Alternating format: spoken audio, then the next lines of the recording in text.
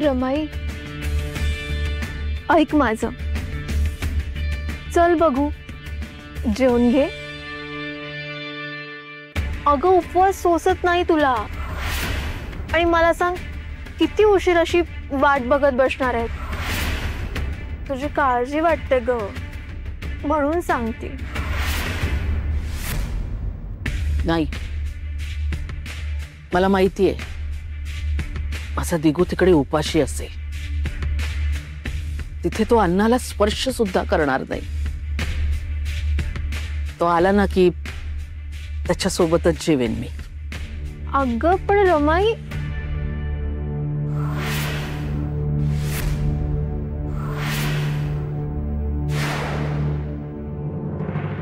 शिवाप्पा शिवाप्पा, अहो पाटाचं पाणी सुटलं। काय? पण सखू आणि जावई बापू तर आता गावी निघायचं म्हणते। अहो मोप जायला निघाले, पण जाणार कसे? अहो पाटाचं पाणी म्हणजे पुरुषभर उंच पाणी। जावई बापू नका जाऊ, जीवाला धोका व्हायची शक्यता आहे। आणि मला विचाराल तर घराबाहेर अजिबात पाऊल काढू नका, विनंती करतो। अरे देवा, आता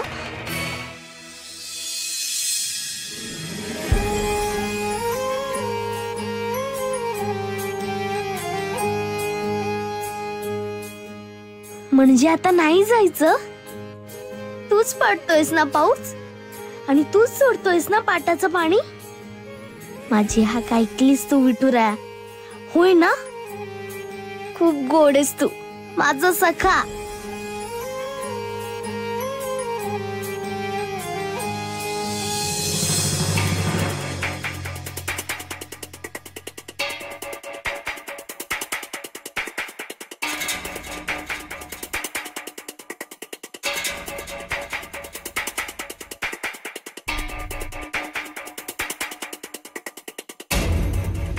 आता ही काय रात्रभर वाट बघत बसणार आहे की काय त्या दिगूची? अगं बस ना, पण आम्हाला का शिक्षा? मरणाची झोप येते इथे। मी का म्हणतो सासूबाई, बरीच रात्र झाली आणि पाऊसही थांबला नाही अजून। दिगू यायचा असता तर आला असता आतापर्यंत। हो ना, मला असं वाटतं तुम्ही 4 घास खाऊन घ्या। मी अन्न गरम करायला घेते। हा,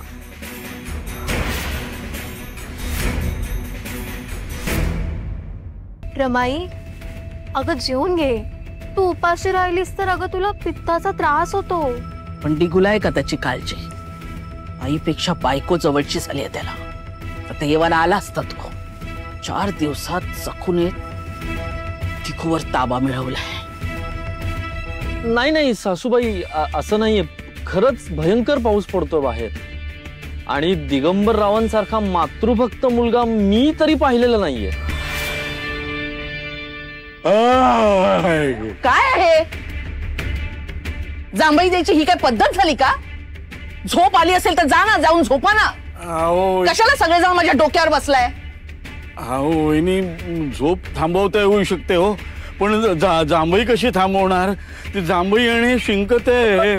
त्याचं ते म्हणजे जाऊबाई, तुम्ही जेवला नाहीत आणि दिगू आणि सखू सुद्धा जेवले नाहीत। चुलीत घालावं तुमचं ते जेवण। जा म्हणते ना, सगळेजण जा आणि झोपा। नाही नाही रमाई, आम्ही थांबतो। ते काही नाही, आता सखू सारखं दिगूला सुद्धा वेसण घालावी लागणार आहे। दिगू आणि सखूला येऊ दे परत, तसे दोघांचे कान उपटते ते बघाच।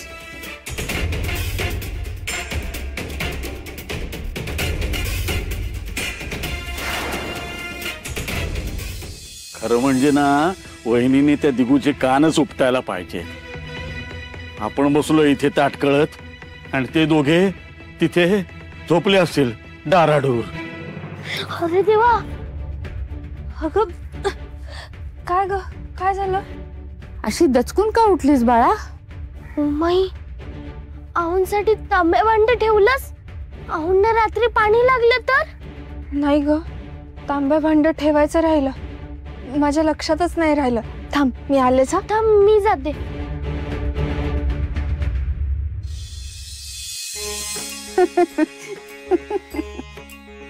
काय हो सासूबाई? अगं उमा, आपली सखू आता मोठी झाली आहे, जबाबदार सून झाली आहे. आहोंची किती काळजी घेते बघ. आपल्याला वाटलं आपलं अवखळ वासरू आता सासरी कसं व्हायचं तिचं, पण शीतावरून भाताची परीक्षा. चला, आपली काळजी मिटली बघ.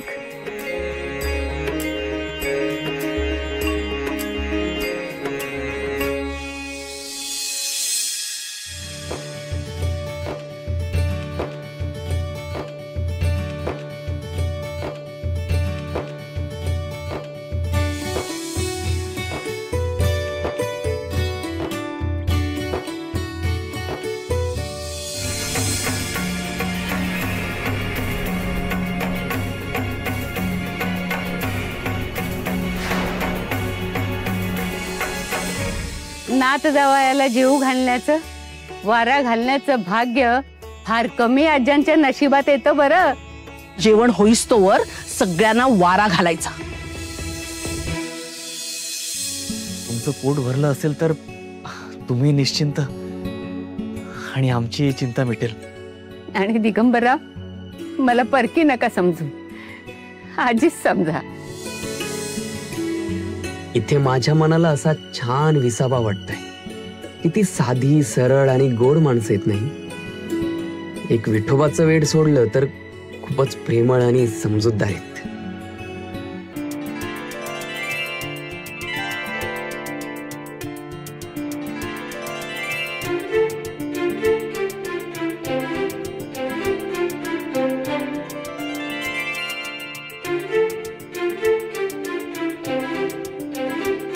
अहो, माझ्या माहेरी पहिल्यांदाच राहिलेत, त्यांना त्रास होता कामा नाही.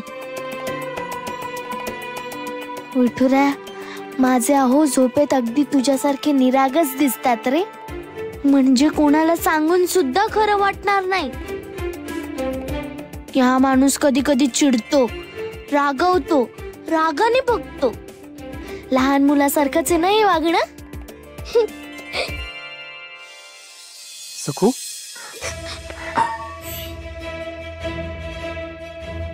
सखू, काय झालंय? काही हवंय का?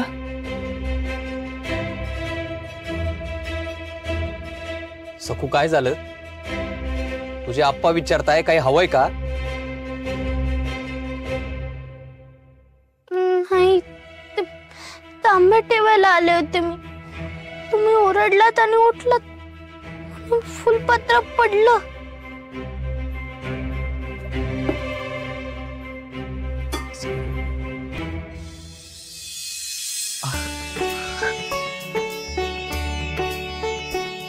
जावई बापू, तुम्ही झोपा स्वस्त. सखू काळजी घेत होती तुमची. झोपा.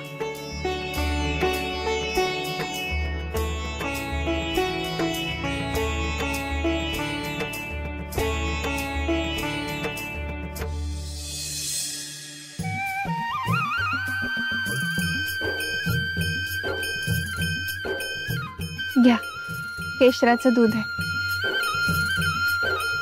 सखू दिसत नाहीये.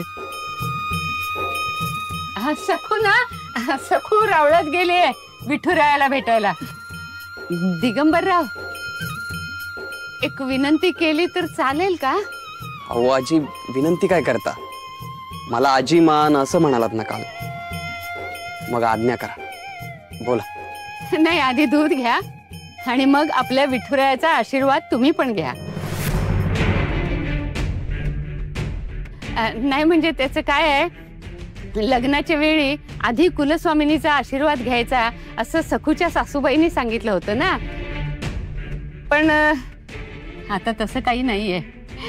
तेव्हा तुम्ही आमच्या विठुरायाचा आशीर्वाद घ्यावा असं आम्हाला मनापासून वाटतंय.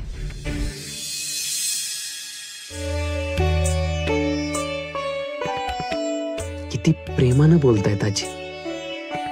ही सगळीच माणसं फारच प्रेमळ आणि निर्मळ मनाची आहेत. कसं यांचं मन मोडू मी?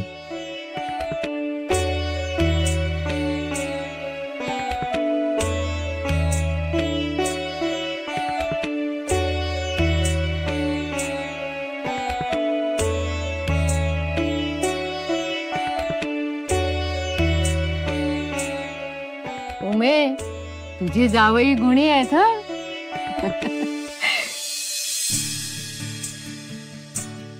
विठुरा, आज किती दिवसांनी लोणी भरवती येणार आहे तुला. खरंच तू माझा सखा आहेस. काल तू माझं ऐकलंस, पाऊस पडलास म्हणून मला एक रात्र तरी माझ्या उमाईच्या कुशीत झोपता आलं.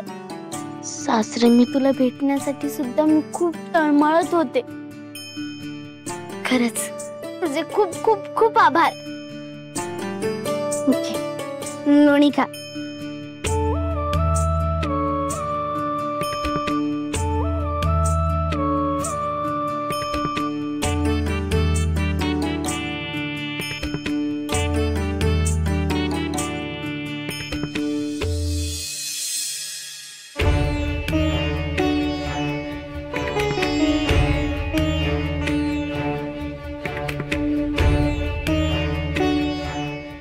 बिचाऱ्या आशेने बघतायत, त्यांचं मन कसं मोडू. आता पायऱ्या चढाव्याच लागतील.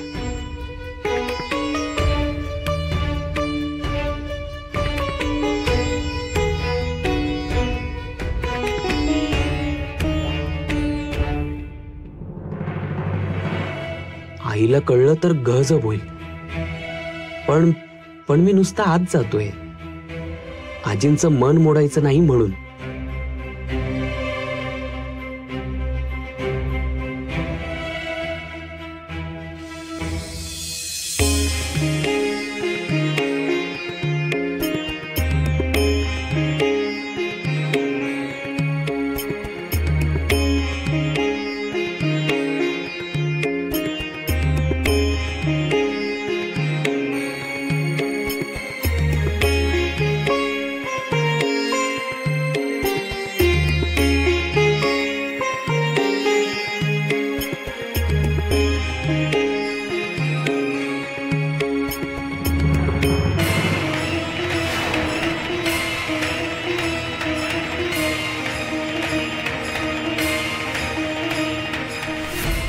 अय्यो, ही तर सकू आणि तिचा तो नवरा दिगू याला रावणात घेऊन गेली. अयो पाप दामू शेठ, मोठा गबाड आहे हो हे. सकूने विठ्ठल द्वेष्टया घराला पाडले की हो, किंडार म्हणतो मी.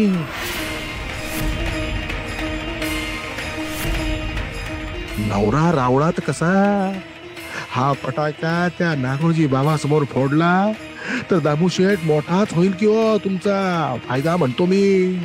अय्यो, चला चला हो, लगबग करा म्हणतो मी.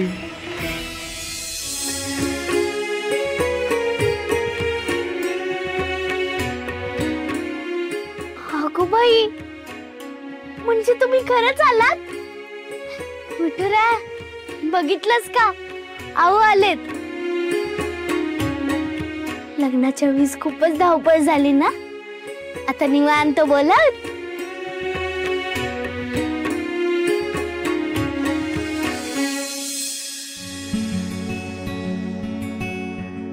किती प्रेमानं बोलते ही सकू विठ्ठलाशी.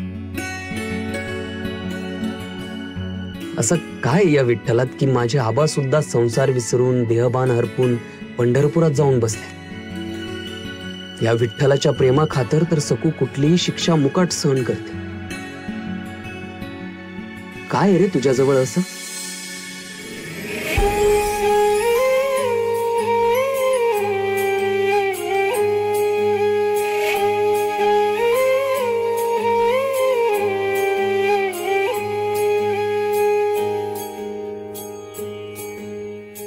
विठुरायाचं रूप किती साजरं दिसतंय ना.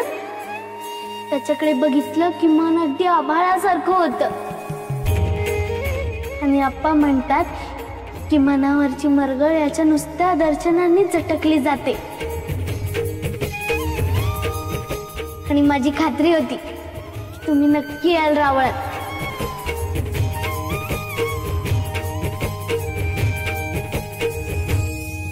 विसरलास तुझ्या बापाला?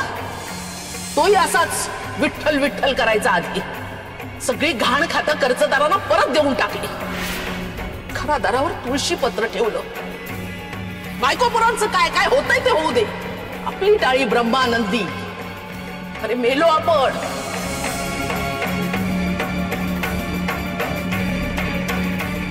नाही नाही, मी असे विचार करता कामा नाहीत. बरं झालं का आता, की अजून काही बाकी आहे? आपल्याला उशीर होतोय. आवर, खूप झालं कौतुक आता. चल. हो निघूया. विठुरायापाशी आलं की सगळंच विसरायला होतं. आपण एका वेगळ्याच आनंदाच्या जगात जातो.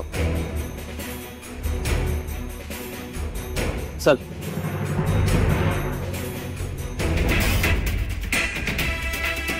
किती गोड आणि रसाळत नाही. हो हो, खा खा, अजून खा. सगळी मीच खाल्लीत ना, घे तू खा. माझ्या माहेरच्या बाजूला हे झाड आहे ना, तुम्हाला आवडली की आपण परत जाऊ. हा, तू परत झाडावर चढशील? मग अजून कोण चढणार आहे? तुम्हाला येतं झाडावर चढता?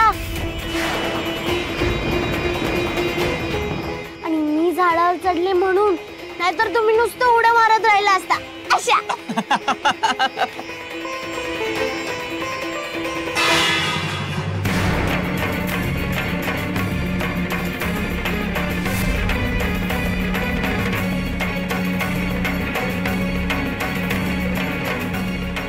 काय अगोचरपणा चाललाय तुमचं दिगू?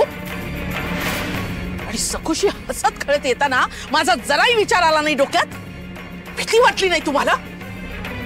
कालच्या काल यायला सांगितलं होतं. रमाई, अगं कोणाशी बोलतीयस? कोणी नाहीये इथे. आणि तुझ्या हातातली आरती पडली. अगं भानावर ये, अपशकुन झालाय. हे समोर दात काढत आले ना, तेव्हाच अपशकुन झाला होता. अहो जाऊबाई, भानावर या.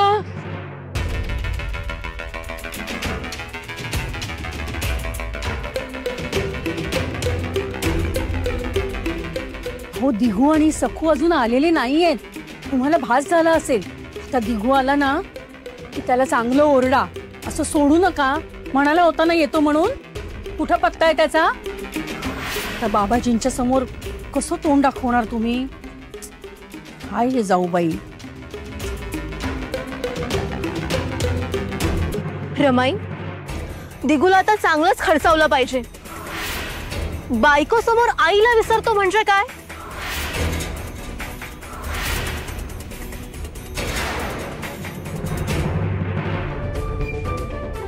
सकू, अगं चल. अगं चल पटपट.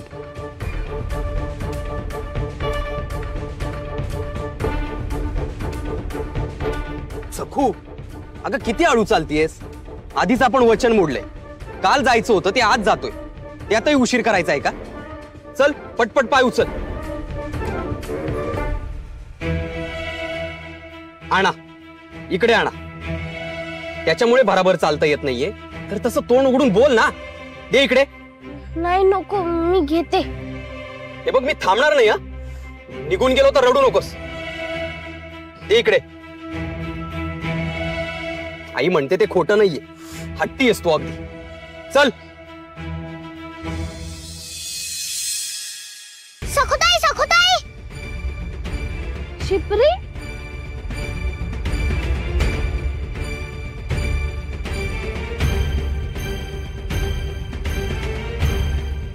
सकू, तुला कळत नाहीये का? आधीच आपल्याला उशीर झालाय. त्या ताई काय म्हणेल याचा जीवाला घोर लागलाय.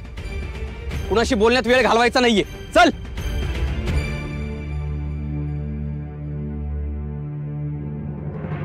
सकू, काय म्हणतोय मी? चल.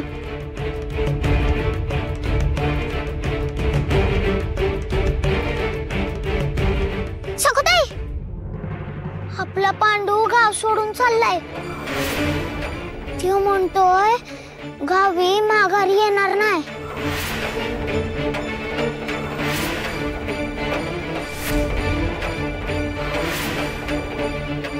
ऐका ना, मला पांडूला भेटायला हवं.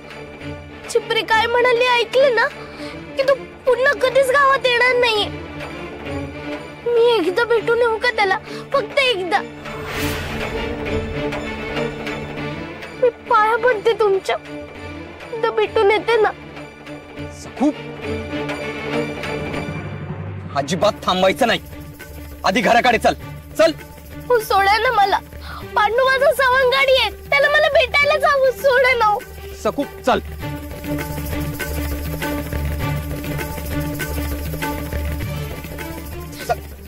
चिपरी कुठे आहे पांडू? तिकडं तिकडं.